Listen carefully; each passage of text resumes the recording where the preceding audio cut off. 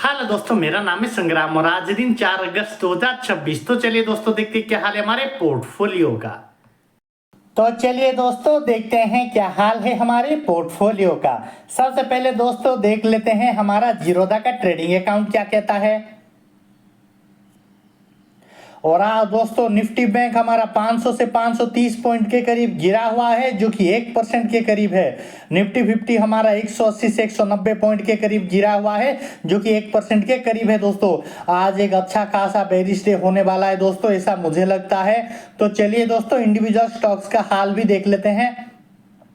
LT foods हमारा flat है, Piramal finance 0.5% के करीब बढ़ा हुआ है, यूपीएल हमारा 3 से 4% के करीब गिरा हुआ है, टाटा स्टील 1% के करीब गिरा हुआ है, जनरल इंश्योरेंस 1% के करीब बढ़ा हुआ है, पीएफसी 1% के करीब गिरा हुआ है, टाटा मोटर कमर्शियल व्हीकल 1% के करीब गिरा हुआ है, टाटा मोटर पैसेंजर व्हीकल 1% के करीब गिरा हुआ है, वेदांत हमारा फ्लैट है, वेदांत स्टील 1 से 2% के करीब बढ़ा हुआ है, वेदांत पावर हमारा फ्लैट है, वेदांत एल्यूमिना हमारा फ्लैट है, वेदांत ऑयल एंड गैस भी हमारा फ्लैट है दोस्तों।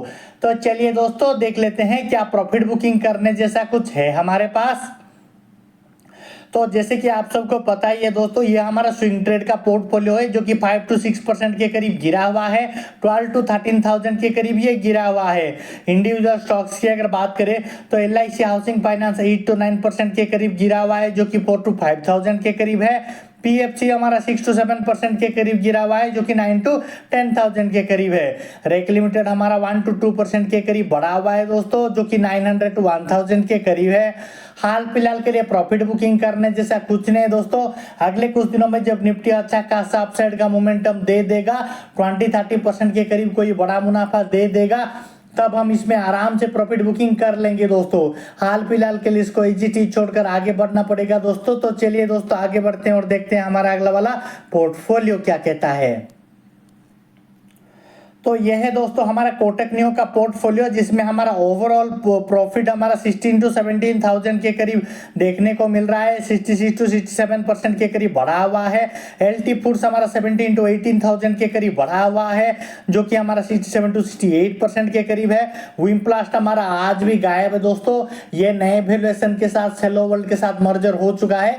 सेलो वर्ल्ड के नाम पे नए वैल्यूएशन के साथ ये हमारे पास वापस आने वाला है दोस्तों। तो हाल फिलहाल के लिए इसको एजीटी छोड़कर आगे बढ़ते हैं और देखते हैं हमारा अगला वाला पोर्टफोलियो क्या कहता है। अगर आप लोगों को भी स्टॉक मार्केट के रिगार्डिंग कोई क्वेरी या फिर जानकारी की जरूरत पड़े तो मुझे कमेंट में जरूर बताइए दोस्तों, ताकि मैं आप सबकी कोई मदद कर सकूं। तो यह है दोस्तों हमारा क्रिप्टो करेंसीज का अकाउंट, जो कि हमारा 55% के करीब गिरा हुआ है। आज के दिनों में 0.15% के करीब बढ़ा हुआ है दोस्तों। तो जैसे कि आप सबको पता ही है, क्रिप्टो करेंसी एक लॉन्ग टर्म इन्वेस्टमेंट है। जब तक 5-10 साल तक हम इसको होल्ड नहीं करेंगे तो अच्छा खासा कोई क्रिप्टो करेंसी हमारे हाथ लगेगा, ऐसा एक्सपेक्ट नहीं कर सकते दोस्तों। तो चलिए दोस्तों इसको एजीटी छोड़कर आगे बढ़ते हैं। तो यह है दोस्तों हमारा ग्रो का पोजिशनल ट्रेड वाला अकाउंट, जिसमें हमारा 1 डे रिटर्न में 1 to 2,000 के करीब गिरा हुआ है, जो कि हमारा 0.25% के करीब है दोस्तों। टोटल रिटर्न में 18 to 19,000 के करीब गिरा हुआ है, जो कि 2 to 3% के करीब है। इंडिविजुअल स्टॉक्स की अगर बात करें तो रेक लिमिटेड हमारा 14 to 15,000 के करीब गिरा हुआ है, 2 to 3% के करीब। पीएफसी हमारा 4 to 5% के करीब गिरा हुआ है, 2 to 3% के करीब है दोस्तों। हाल फिलहाल के लिए प्रॉफिट बुकिंग करने जैसा कुछ है दोस्तों। जैसे कि आप सबको पता है पोजिशनल ट्रेड वाला अकाउंट है, ज्यादा से ज्यादा प्रॉफिट परसेंटेज बुक करने की हम कोशिश करेंगे। 20 to 30% के करीब हम प्रॉफिट बुकिंग करने की कोशिश करेंगे दोस्तों। हाल फिलहाल के लिए अभी प्रॉफिट बुकिंग करने जैसा कुछ नहीं है दोस्तों। अगले कुछ दिनों में निफ्टी अच्छा खासा अपसाइड का मोमेंटम दे देगा, तो बड़ा मुनाफा कोई बुकिंग करने की कोशिश करेंगे दोस्तों।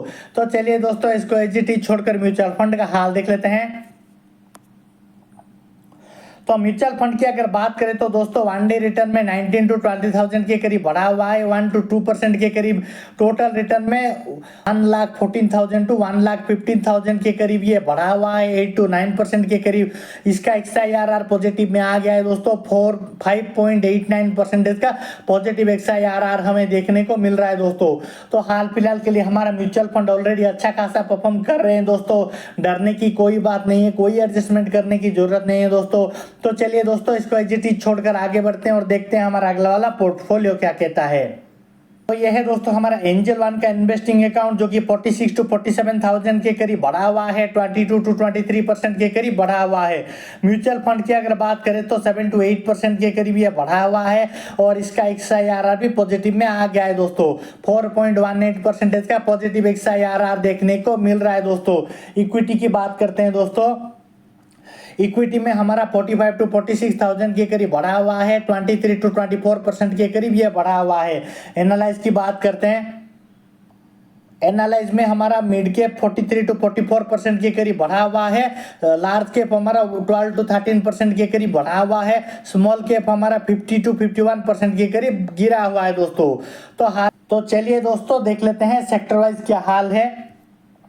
फाइनेंस और हाउसिंग हमारा 125 to 126% के करीब बढ़ा हुआ है। ऑटोमोबाइल और ट्रक्स हमारा 81 to 82% के करीब बढ़ा हुआ है। स्टील और आयरन 20 to 21% के करीब हमारा बढ़ा हुआ है।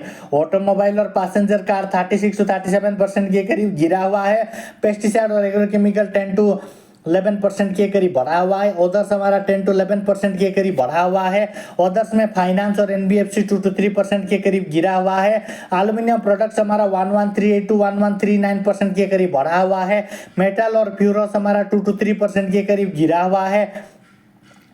मेटल और फ्यूरोस हमारा 2 to 3% के करीब गिरा हुआ है। पावर जनरेशन हमारा 45 to 46% के करीब गिरा हुआ है। ऑयल और रिफाइनरी 68 to 69% के करीब गिरा हुआ है दोस्तों। जो रेड कलर का हमें देखने को मिल रहा है वहां थोड़ा एडजस्टमेंट करने की जरूरत है दोस्तों। तो चलिए दोस्तों इंडिविजुअल स्टॉक्स का हाल भी देख लेते हैं। पीरामल फाइनेंस हमारा 125 to 126% के करीब हमारा बढ़ा हुआ है। Tata motor commercial vehicle 81 to 82% के करीब बढ़ा हुआ है। वेदांत एल्यूमिना 1136 to 1137% के करीब बढ़ा हुआ है। टाटा स्टील हमारा 20 to 21% के करीब बढ़ा हुआ है। UPL हमारा 10 to 11% के करीब बढ़ा हुआ है। PFC 1 to 2% के करीब बढ़ा हुआ है। वेदांत स्टील हमारा 2 to 3% के करीब गिरा हुआ है। वेदांत हमारा 2 to 3% के करीब गिरा हुआ है। वेदांत पावर 45 to 46% के करीब गिरा हुआ है। जनरल इंश्योरेंस 5 to 6% के करीब गिरा हुआ है। वेदांत ऑयल एंड गैस हमारा 68 to 69% के करीब गिरा हुआ है। Tata motor passenger vehicle 36 to 37% के करीब गिरा हुआ है दोस्तों। तो हमारा इक्विटी ऑलरेडी अच्छा खासा परफॉर्म कर रहे हैं दोस्तों, डरने की कोई बात नहीं है। तो चलिए दोस्तों मिलते हैं हम हमारे अगले वाले एपिसोड कल में।